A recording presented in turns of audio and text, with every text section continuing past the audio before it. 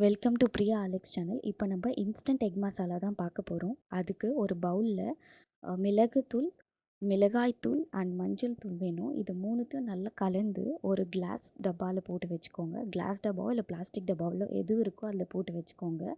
And இந்த instant masala எதுக்குன்னா, so daily ரொட்டீனில் இல்லைனா வந்து நீங்கள் ஒரு ஒரு டப்பாவும் எடுத்து ஓப்பன் பண்ணாமல் இந்த மாதிரி இன்ஸ்டண்ட்டாக நீங்கள் ஆல்ரெடி சேவ் பண்ணி வச்சுக்கிட்டிங்கன்னா உங்களுக்கு அந்த டைம் கொஞ்சம் சேவ் ஆகும்.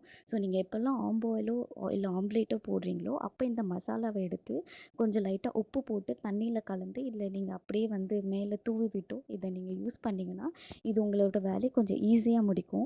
இது வீட்டில் பொருள் எங்கே இருக்குன்னு தெரியாதவங்க இல்லை வேலைக்கு கிளம்பணும் எல்லாமே ஓப்பன் பண்ண முடியாதவங்க இந்த மாதிரி இன்ஸ்டண்ட்டாக இதை நீங்கள் பண்ணி வச்சுட்டிங்கன்னா நீங்கள் ஈஸியாக யூஸ் பண்ணிக்கலாம்.